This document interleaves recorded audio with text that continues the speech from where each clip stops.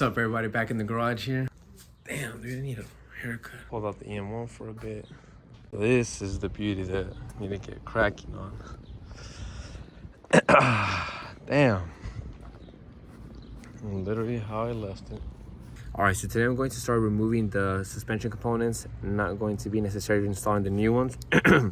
In theory, I just need to remove the passenger side and install the passenger side components, but being the way that I am, I like to do things fresh. If I'm gonna swap one side, I like to do the other side. Generally, not for everything, but yeah, I just got the suspension suspension components for both sides. Let me go ahead and show you guys the suspension components. I have them over there. So I have all the suspension components here. I have upper control arms here. I have ball joints here. I believe these are the outer tie rods. Those are inner tie rods.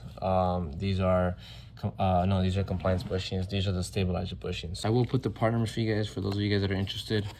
These are going to be for a 96 to 00 Civic. For the most part, I think some of these parts do go from a 88 or 92 even to 2000 Civic. But I'll let you guys know. I'll put the part numbers and stuff. They're on the side with the description and stuff. So yeah, let's go ahead and start removing the parts. These, I'm going to wait to install them. I'm going to get the parts off first.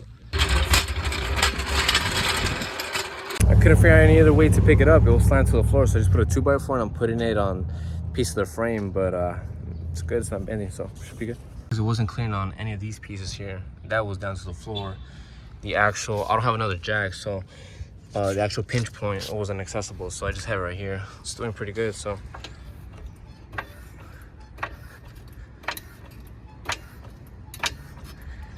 Just enough to where I can put the actual jack stand.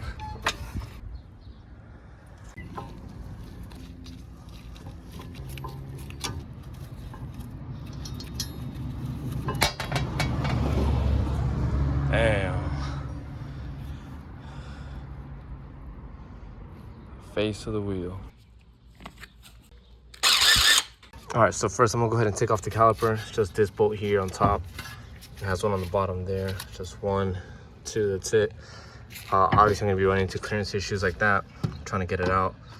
So all I'm gonna do is literally just rotate it. Just open it up like that. Let's see. Yep, should be good. All right. Boom. Beautiful. So there's one right there. And then let's get the second one on the bottom.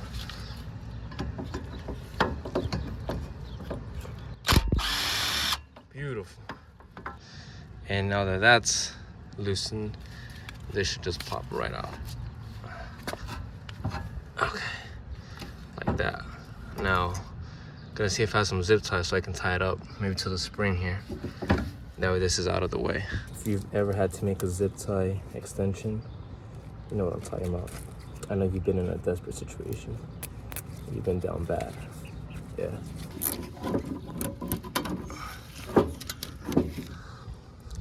That's good. Good time to check these brakes here.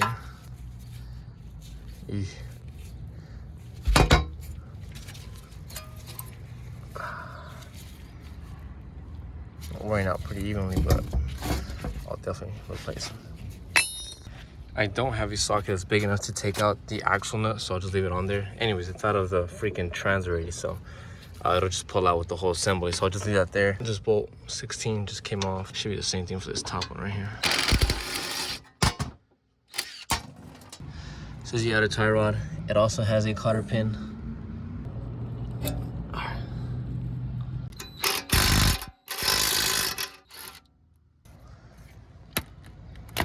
All right, to break it out, I use a little real hammer. That was a lot easier than I expected.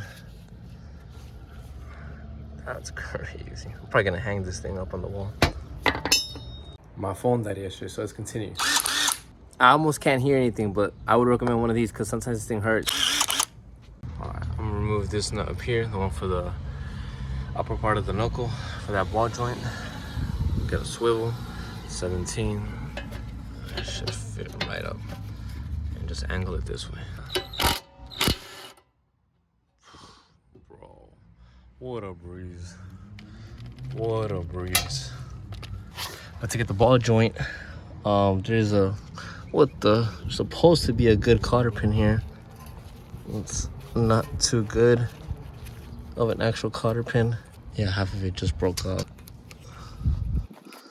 I don't have an impact size for the bottom one. Well, 17 doesn't fit. There's not an 18, so I don't have an 18 or a 19 bone chrome socket. I do. Hopefully, voila, this fit. Oh wait, there you go. That fits. Got my 19 right here. All right. So this thing. No way this was that easy, bro. That's a crime. I'm happy that it's this loose, but driving around like that could have been a serious accident. I promise I didn't loosen this thing. Oh, that's weird. It should not be this loose. That's a 19, all right. I'm gonna use the hammer real quick. Well, this side I almost punched it out already. This side right here can use a little bit of convincing. 3 hours later. There is a ball joint separator removal tool. I'll show you guys. I'm just too lazy to go get it. But there's like a fork, and then there's also like an actual kind of like a fork as well, but you can drive an impact through it or underneath it. But anyways, I'm just hammering it out old school way. I'm tugging and tugging here. My this ball joint is out. The tie rod is out, which will go here. Lower ball joint is out. Upper one is out. I'm like, why is it not coming out? The axle's out of the trans, and I'm like, oh crap, wait. I see why. Okay, I got the little bolt out that holds the bracket, the brake line.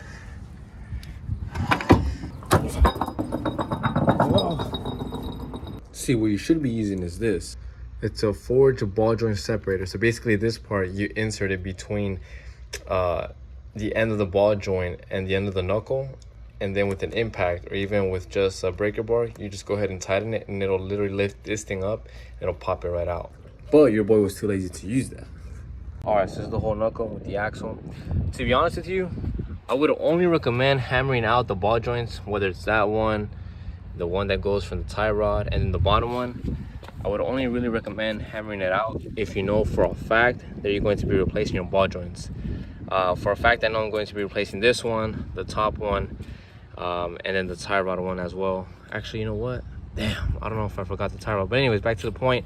Because if you're not going to be replacing the actual ball joint, you might end up damaging the actual end of it, and it may or may not be a problem for you.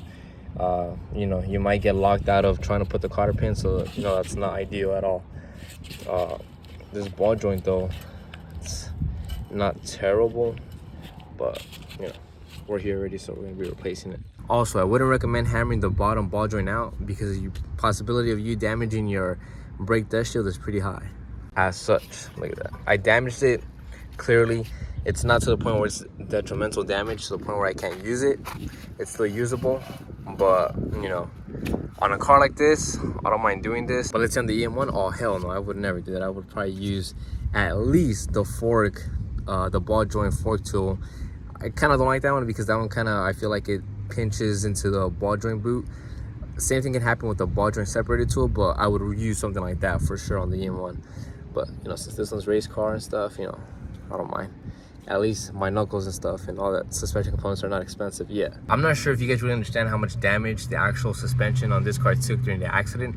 I kid you not when I'm telling you that when the wheel shattered and it broke, literally that was the point of impact, like quite literally. Because look at the control arm. You know, we can see it a lot better now. So we have the axle and the knuckle over there. Probably the worst thing that happened over there was the ball joints getting messed up and the boot ripping. But look, if you come here, just stare at this. Stare at it. Can you tell what's wrong? There's something really wrong here. The hell? Oh crap. Some of the freaking grease spilled on my neck. If you haven't figured it out, it's the freaking control arm. Literally the control arm has to be straight right here. I would say that's fair to say that's about 30 degrees out. I mean, if we use my hand here as a 90-degree angle, we have a cutout here, I'd say it's about 30 degrees out. That's fair. The only bend that there's supposed to be in the control arm is that point right there. It forms like a triangle. Other than that, this thing is supposed to continue straight all the way. So this end right here should literally be right here.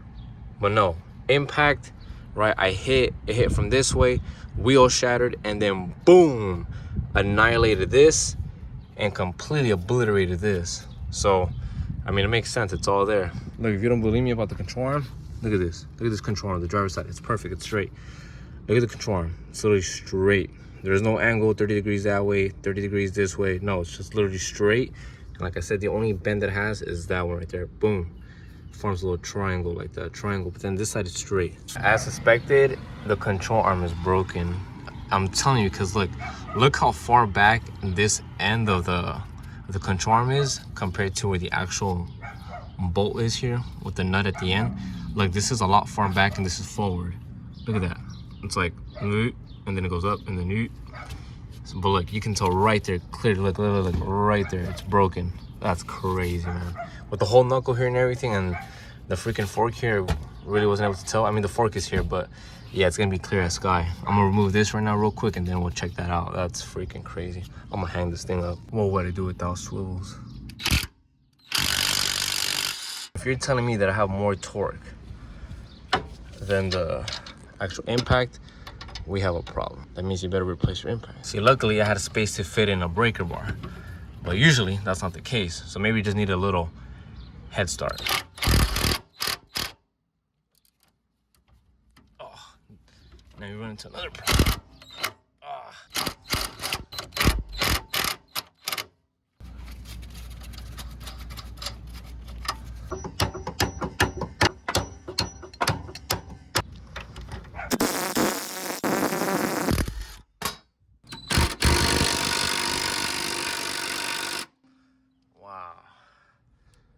Disappointed, man. Breaker bar again, it is. This bolt has been up for sure. It's so rusted. I'm praying to God this thing doesn't break on me. It's separated from there as well, so we're on our way. I'm buying a Milwaukee 3/8 impact wrench, bro. I have a 3/4, no, 1/2 inch, bro. I need the 3/8 inch, man. This is ridiculous. That's how much I got it out with the breaker bar. I think at this point you should be able to get it out with this, hopefully. Finally, bro. Damn. I'm happy you didn't break. Wow, and that's not a 17. Next step up is a 21. And of course it doesn't fit. Is it gonna be a 19? And yo, it's a 19. You're gonna be useless anyways. Not bad, pretty cheeks, look at that. Okay. And the only thing that I had to kind of remove here is just a stabilizer bar. I believe it's a 14 and then has another little nut underneath. So enough for the stabilizer bar, right there. And literally this arm should just come down.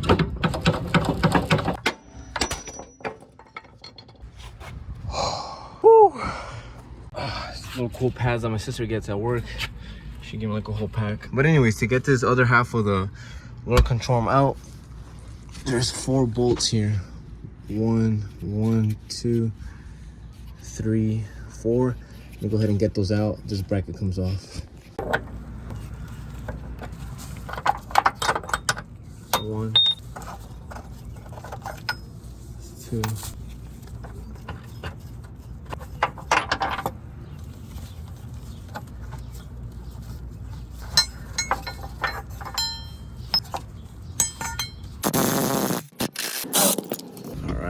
So, oh, I got dirt in my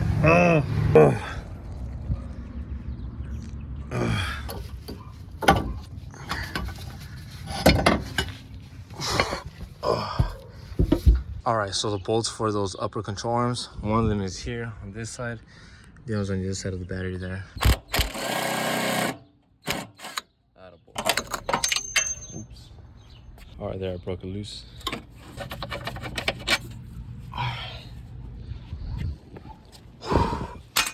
And now this whole thing.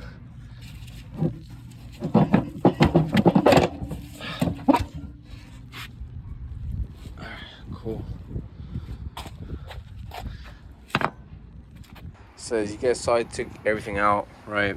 We have literally the whole hub here, right, with the knuckle, the axle, that rib with the boot, and then the end part right here. So going to need a whole new axle and the boot, all this grease, tough ass grease. You guys saw the brake caliper here.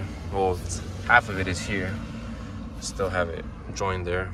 And then I have the brake pads, the rest of the assembly here. That's fine. Looking at this here, definitely going to need a new shock and spring setup here. A reason for new coilovers, that's a pretty good reason, because look, it's literally bent. Again, it's supposed to go down straight, but it literally bends to the left. I would want to buy just an OEM shock and spring, but it might ride a little weird, given that this would be the only side that would actually have an OEM shock and strut and spring, and the other three sides, you know, they have, I think, these garbage ass, cheap ass coilovers, I guess. So I'll keep you guys updated on what I do here. But yeah, so I think the actual rotor, the knuckle, I can keep out. The axle, obviously, it's gonna need to be replaced. The whole caliper assembly should be good to go. This upper control arm, you know, I got new ones for both sides for the front. The actual ball joint isn't too bad, to be honest with you. So that's good, but still gonna be replaced. The bushings here, not too bad too, but like I said, it's gonna be replaced. The compliance arm here, I would have kept it. The actual bushing here is not too bad, but you know, this seems to be fine. But then again, that's gonna be a bitch to get out for sure. So this is how it sits. If you guys don't have any idea of how it looks underneath or from the top view, you literally have this compliance arm, and then you have your LCA, which, like I said, is supposed to go straight. But given that mine was an accident, it bent in right from impact. It went boom. So that's why it's, you know, it's kind of bent out. And then this bolt right here, that's when I was loosening it. I was like, what the hell? Because that crap broke clean in half right there. I mean, clean. I can take it out. That'd be a little project, but I mean, why bother? I already have a new LCA and a new compliance arm, so I'm not even gonna bother with it. And then the tie rod, again, the tie rod, it broke at impact too. Too much torsion and just snapped off. So yeah, like I said, I have new compliance arm, new LCA, new upper control arms, new tie rods. I'll have to source an OEM axle for that. I'm not gonna go with any high horsepower axles. I mean, for now, it's a setup that I am not even pushing crazy power, so no need for that. Caliper's gonna stay. I'll keep you guys updated on what the suspension here with the coil strut and spring is gonna be, and then I'll definitely I already have the inner tie rod as well. The only thing I need to get is the boot and some grease. And then the sway bar, I think it should be fine. Obviously this bolt is not fine here. I think I can replace just this actual bolt here that goes through, but the sway bar, I'll have to take a look at it once I remove the other side, you know, the other side suspension, and actually drop the sway bar and see how it is. Hopefully it's fine here. Like I said, I'm only going to film, or I already filmed, removing the passenger side suspension. I'm not gonna film the driver's side. It's just gonna be on repeat. It's literally the same thing, just on the driver's side. I might do a time lapse, if anything, at the most, or probably not. But yeah, this is just gonna be for today's video. It's just gonna be the actual passenger side suspension removal, and then like I showed you guys, I have the other parts over there in the garage. So at this point, I'm just waiting for JHP to send me an email or call me to let me know that the LCA is ready for pickup. Once that part is ready, it's gonna be time to put all this stuff back on, well, the new stuff at least. So once we do that, it's all game, man. So that should be fun. I will have to press in some of the bushings and the ball joints, so I'll make a video on that, and I'll show you guys how to do that, at least my method, at least. Hopefully it goes smoothly. But other than that, guys, that's it for today's video. So take care. I'll see you guys next time. Have a great weekend. All right, guys, peace out. Peace.